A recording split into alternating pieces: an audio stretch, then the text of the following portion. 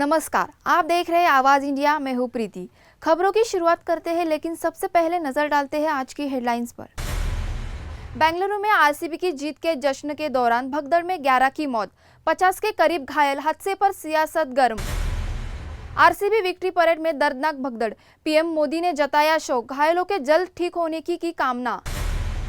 Chinnaswamy stadium हादसे पर मल्लिकार्जुन खड़गे ने जताया दुख, सुरक्षा इंतजामों पर उठाए सवाल।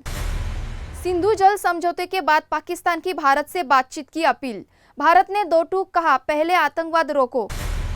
डोनाल्ड ट्रंप का बड़ा फैसला, 12 देशों के नागरिकों की अमेरिका में एंट्री बैन, सुरक्षा का हवाला। अब खबरें विस्तार से।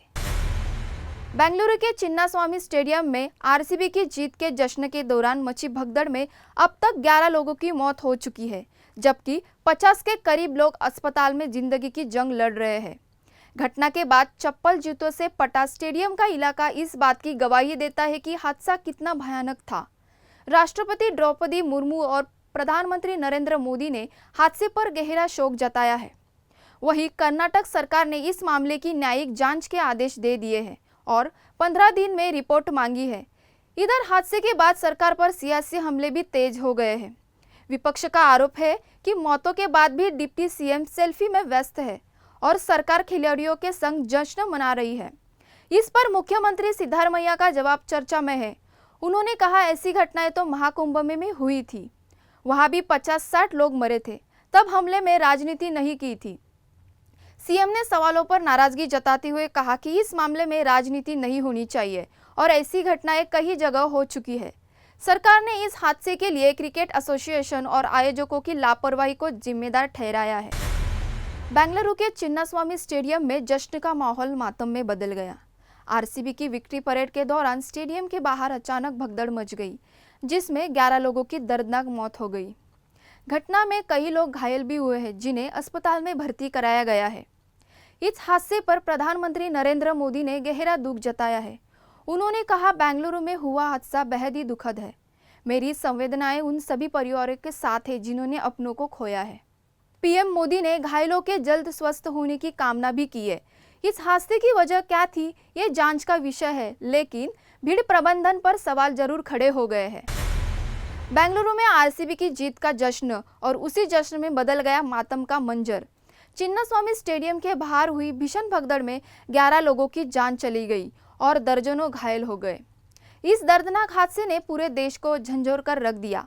प्रधानमंत्री नरेंद्र मोदी ने इस घटना पर दुख जताते हुए मृतकों के परिजनों के प्रति संवेदना व्यक्त की है और घायलों के जल्द स्वस्थ होने की कामना की है।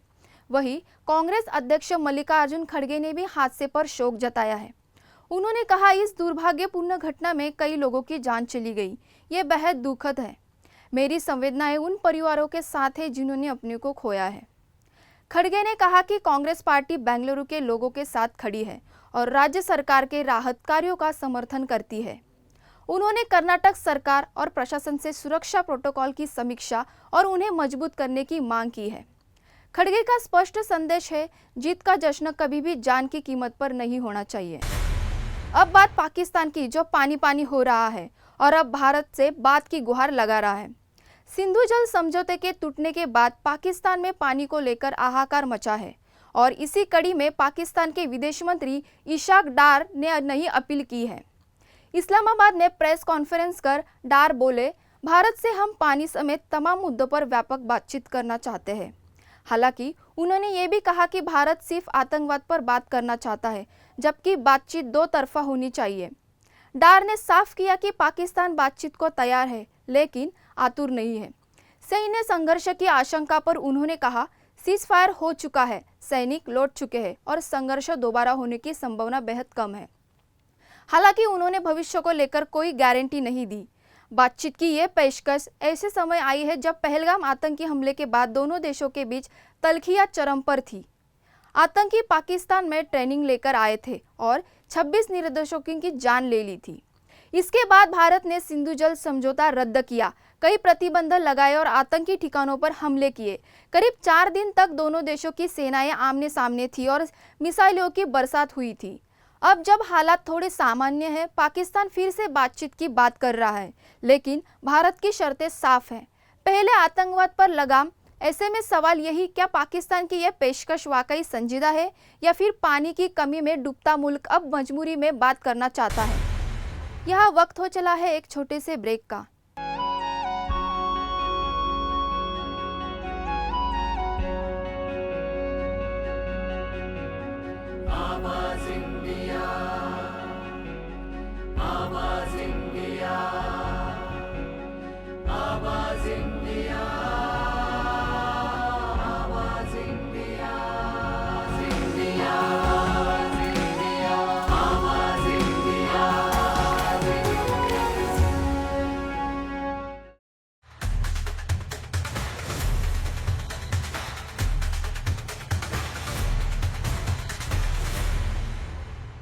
ब्रेक के बाद आवाज इंडिया के दर्शकों का स्वागत है। अमेरिकी राष्ट्रपति डोनाल्ड ट्रंप ने एक और बड़ा और विवादित फैसला लिया है। ट्रंप ने 12 देशों के नागरिकों पर अमेरिका में एंट्री बैन करने का ऐलान किया है। इन देशों में Iran, Afghanistan, Yemen, Somalia, Sudan, Libya, Burma, Chad और कांगो जैसे नाम शामिल है। इसके अलावा 7 और देशों पर भी सख्त ट्रैवल पाबंदियां लगाई गई है। ट्रंप ने इस फैसले के पीछे राष्ट्रीय सुरक्षा का हवाला दिया है। उन्होंने कहा कि ये कदम देश को बाहरी खतरों से बचाने के लिए जरूरी है। नया आदेश सोमवार दोपहर 12 बजे से लागू हो जाएगा, यानी इन देशों के नागरिक अमेरिका में न प्रवेश कर सकेंगे, न ही आसानी से वीजा पा सकेंगे। ट्रंप ने जिन 7 देशों पर सख्त निगरानी और नियम लागू किए हैं, उनमें Burundi, Cuba, Laos, Togo, Sierra Leone, Venezuela और तुर्कमेनिस्तान शामिल है। इस तरह अमेरिका ने 19 देशों पर किसी न किसी तरह का ट्रैवल बैन या सख्त प्रतिबंध लागू कर दिया है। यह पहला मौका नहीं है जब ट्रंप ने ऐसा कदम उठाया हो। 2017 में भी उन्होंने मुस्लिम देशों पर इसी तरह का ट्रैवल बैन लगाया था, जिसे लेकर खूब विरोध हुआ था। इस बार भी उनके फैसले की दुनिया भर में आलोचना हो रही है। पाकिस्तान अब सिर्फ चीन का दोस्त नहीं, उसका गधा सप्लायर भी बन गया है। जी हाँ, रिपोर्ट के मुताबिक पाकिस्तान में गधों की आबादी 59 लाख के पार पहुंच चुकी है, जो दुनिया में इथोपिया और सूडान के बाद तीसरे नंबर पर है। एक रिपोर्ट के मुताबिक बीते 3 सालों में पाकिस्तान में गधों की संख्या में लगातार इजाफा हुआ है और चौंकाने वाली बात यह है कि गधों की कीमत भी तेजी से बढ़ रही है। वजह, चीन में गधों की जबरदस्त डिमांड। असल में चीन गधों की खाल से एजियाओ नाम की पारंपरिक औषधि बनाते हैं, जो एक तरह का जिलेटिन होता है। इससे चीन में 3000 सालों से औषधीय टॉनिक की तरह इस्तेमाल किया जा रहा है, खासकर थकान, एनीमिया और इम्यूनिटी बढ़ाने के लिए। चीन में एजियाओ की मांग पिछले 10 सालों में 160% बढ़ गई, लेकिन वहां गधों की आबादी में 80% की गिरावट आई। यही वजह है कि चीन अब पाकिस्तान जैसे देशों से लाखों गधों की खाल मंगवा रहा है।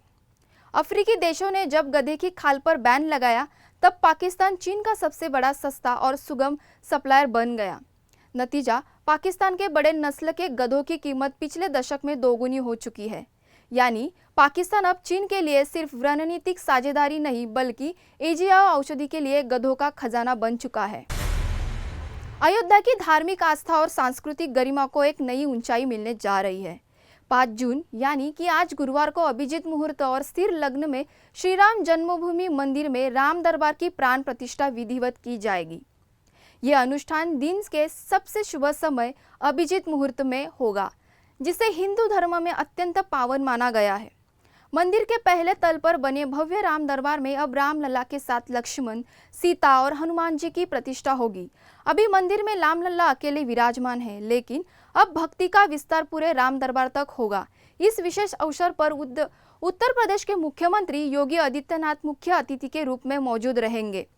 कार्यक्रम का संचालन अयोध्या और काशी से आए 101 वैदिक आचार्यों के द्वारा मंत्रोच्चार के साथ किया जाएगा। मंत्रों की वेद ध्वनि से मंदिर परिसर एक बार फिर आस्था की ऊर्जा से भर उठेगा। यह आयोजन न सिर्फ अयोध्या के लिए बल्कि पूरे देश के लिए एक आध्यात्मिक पर्व जैसा होगा। राम भक्तों के लिए एक क्षण ऐतिहासिक होंगे जब राम लल्ला से राम दरबार तक का भक्ति का विस्तार साकार रूप लेगा।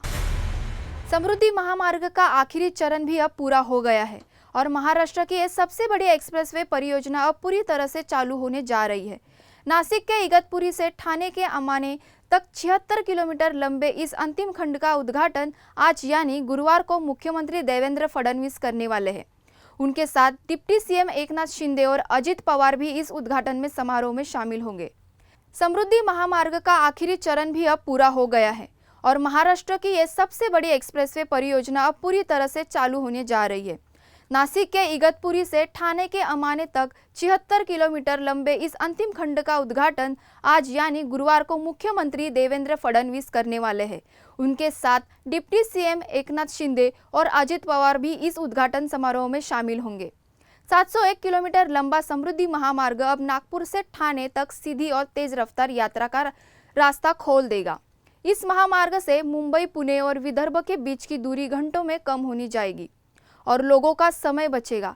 हालांकि मुंबई, ठाणे और नवी मुंबई के ड्राइवरों को भी अभी समृद्धि महामार्ग तक पहुंचने के लिए थोड़ा और इंतजार करना पड़ेगा।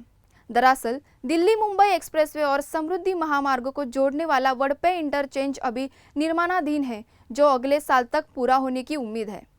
फिलहाल इस एक्सप्रेसवे में चालू होने जा रहे पूरे महाराष्ट्र में लॉजिस्टिक और इकोनॉमिक कनेक्टिविटी को बड़ा फायदा मिलने जा रहा है। सरकार इसे विकास की रीढ़ मान रही है और दावा कर रही है कि इसने न केवल ट्रैफिक कम होगा बल्कि ग्रामीण इलाकों तक निवेश भी पहुंचेगा। अब देखना होगा कि यह एक्सप्रेसवे महाराष्ट्र के इंफ्रास्ट्रक्चर और अर्थव्यवस्था को कितनी रफ्तार देता है। मध्य प्रदेश के खंडवा और बुरहानपुर जिलों में बुधवार रात भूकंप के हल्के झटके महसूस किए गए। रात 9:97 पर आए इस भूकंप की तीव्रता 3.8 रिक्टर स्केल पर मापी गई। भूकंप का केंद्र महाराष्ट्र के अमरावती जिले के पास था, जो खंडवा से करीब 66 किलोमीटर दूर है। झटकों का असर खंडवा के पंधाना ब्लॉक और बुरहानपुर के नेपाक नगर क्षेत्र तक देखा गया। भूकंप के कारण लोग अचानक घरों से बाहर निकल आए और कुछ देर के लिए अफरा तफरी का माहौल बन गया। हालांकि राहत की बात यह रही कि कहीं से भी किसी की जान माल के नुकसान की खबर नहीं है। मौसम विशेषज्ञों के मुताबिक हाल के दिनों में महाराष्ट्र में हुई भारी बारिश और जमीन के भीतर एयर मूवमेंट इस झटके की वजह से बने हैं। इसे मध्यम गति का भी भूगति झटका बताया गया है। गौर करने वाली बात यह है कि खंडवा में इससे पहले भी पिछले साल जून में भूकंप दर्ज किया गया था। तब भी रिक्टर स्केल पर तीव्रता 3.6 रही थी, यानी यह झटका लगातार 2 साल से सिस्मिक एक्टिव जोन में बना हुआ है। फिलहाल प्रशासन सतर्क है और इलाके में बड़ी आपात स्थिति के संकेत नहीं है। वैष्णो देवी के दर्शन को जाने वाले श्रद्धालुओं के लिए बड़ी खुशखबरी है। रेलवे ने कटरा से श्रीनगर के बीच 4 नई वंदे भारत एक्सप्रेस ट्रेनों की सौगात देने की तैयारी कर ली है। प्रधानमंत्री नरेंद्र मोदी 6 जून को चिनाब पुल का उद्घाटन करने कश्मीर जाएंगे, जहां वो इन ट्रेनों को हरी झंडी दिखाएंगे। अभी कटरा से श्रीनगर की दूरी सड़क मार्ग से 7 से 8 घंटे में तय होती है, लेकिन वंदे भारत ट्रेन से यही सफर सिर्फ 3 घंटे 5 मिनट में पूरा हो सकेगा। शुरुआत में 2 अप और 2 डाउन कुल 4 ट्रेनों कटरा से श्रीनगर के बीच चलाई जाएंगी। फिलहाल जम्मू तवी स्टेशन के रीडेवलपमेंट का काम जारी है, जिसके पूरा होने के बाद ये ट्रेनें जम्मू तवी से श्रीनगर और वापसी की दिशा में भी दौड़ेंगी। वंदे भारत एक्सप्रेस की सबसे बड़ी खासियत ये होगी कि ये सभी मौसमों में निर्बाध रूप से चलेगी। श्रद्धालुओं के साथ साथ पर्यटकों को भी इससे तेज, सुरक्षित और आरामदायक यात्रा का तोहफा मिलेगा। आवाज इंडिया में फिलहाल इतना ही। जल्द होगी आपसे फिर मुलाकात। तब तक के लिए नमस्कार।